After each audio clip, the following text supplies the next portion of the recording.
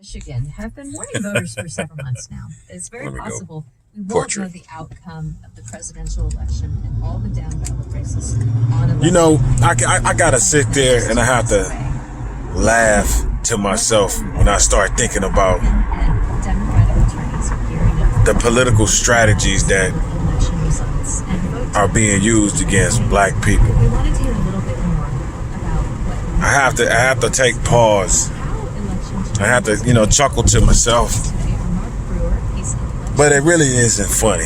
state Democratic Party chair of Michigan. You know, Welcome back to Stateside. there's an old saying that We're also talking with John person could who's retired election think you're a fool. for many clients. It's up to you to open your mouth and remove all doubt. John, good to have you back. And I'm going to say this very gingerly because I know a lot of people cannot handle direct line of conversation or direct speech. So let me say this over your head or right to your heart. Let's put that together now. Has anybody ever asked the question? Simply raise this question in a room full of people, a room full of black people. Why are they so? Why are liberal Democrats so hard pressed to get the black vote out? Why is that? Why are black people running around talking about you got to vote? It's a vote for your life. Stop World War III. All this other stuff. Why is it the push to get this bigot out of the White House, or get this racist, or get this asshole out of the White House? Why all of a sudden 2020 everybody is pushing for the black people to get out and vote? Why is that? Why is that the black vote 2020 is now so visceral? You know what I mean? That it has to get, that's where it's become. It's just become, I don't even know, I can't even think of a word. I would just say a plethora of extremes. Yeah, I like that one. A plethora of extremes when it comes to get the vote out for black people. Now, so I'm going to say this, and I want you to listen to me very carefully. I'm listening to liberal radio, and I like listening to them sometimes because it gives a bit of balance. I like to see what they up to. So let me turn them down for a second. On YouTube, they're telling you to get your vote out. You got Barack, you got Michelle, you got Joe, you got Cam, you got a bunch of other celebrities. You got the bootlicks, the clowns, the shuffle and jive crew telling you to go out and vote.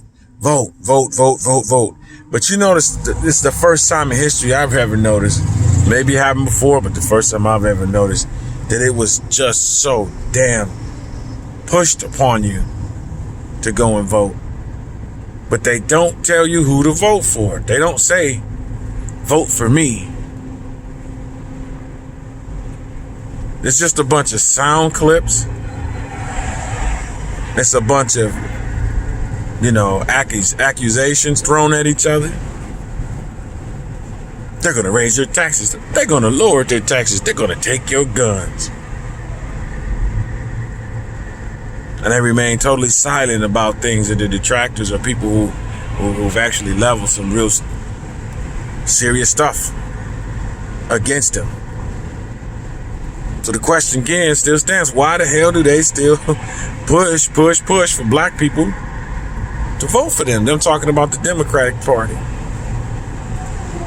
And the reason they push for them to vote, for black people to vote, is because they know these Negroes are going to go out and vote 90% Democrat. So here they come through the slave plantations they rigged. They come through the ghettos that they made, the broken homes that they facilitate, all of these wild, ignorant, dumb, country dumb bunkins that they can go get. All the little pickaninnies that they can see, they go come rumpling, kicking a tree, Get out here and vote, darky. Get out here and vote. If the Democratic Party was to close its doors today and just say, you know what, that's it. Just close the doors, turn the lights out, rip the signs down, and just close up shop. Black folks, I'm speaking specifically to us, we wouldn't know where the hell to go. You see, Republicans been getting in office for about 50-something years without our vote. We only vote for them in the, I don't know, low teens. Very small percentage. So if that's the case, we vote for these parties with bias, and the bias is not based on actual track records of performance that these parties have, but it's based on the actual the emotion that these parties conjure up within the black community. That's it. It's just an emotion. Right now, I'm sitting at a red light. It's a truck in front of me. It's one on the side of me. It's another car over here. I want this light to turn green, and I want to go through, and I don't want to hit nobody, tear my nice vehicle. I feel like that should happen. But we all understand physics. We all understand reality. That ain't going to happen. So I have to wait till the light turns green and push forward. See, when it comes to voting, the black community don't understand that concept. They hooked up to the matrix when it come down to that. My own community, my own so-called community is hooked up to the matrix, and it becomes so dumbed down, becomes so just basically backwards, to where the political parties and these essentially these lawyers who are, you know, lobbying the public, soliciting the public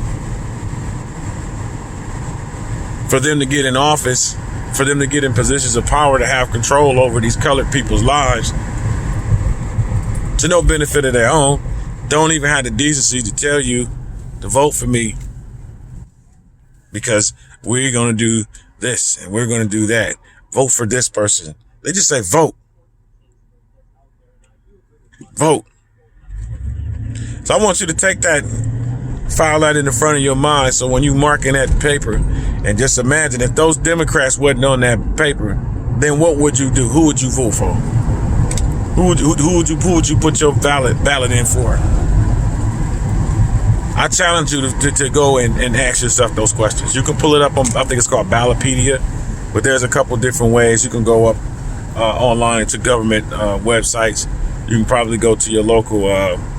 You can go do your due diligence in your research and find out where you need to go to get a copy of the ballot, and go get it. And I want you to read and look at all of those people on that, but you only know of one group. The same group that has resided over the ghettos of America for years. I don't know how many exactly. I say 50. That's the number that I like. They resided over these black ghettos for 50 years. They are the creators, the owners and the architects of the black ghetto. And they voted. Black people get out there and they vote for the same party over and over and over and over and over again because we're too politically ignorant to even understand what politics is about and how it works. And I'm not a Republican. I'm not voting for Donald Trump, and I'm not voting for Kamala Harris. I say fuck both of them. Fuck them all. It's about finding a politician that has a track record of doing something that is beneficial to yourself and your community. And you and your community should not be in conflict. When I say yourself, I mean your children. I mean your wife, your husbands, your family. You see? Your friends, your co-workers, you know, your employees. It should be beneficial to generally the people around you.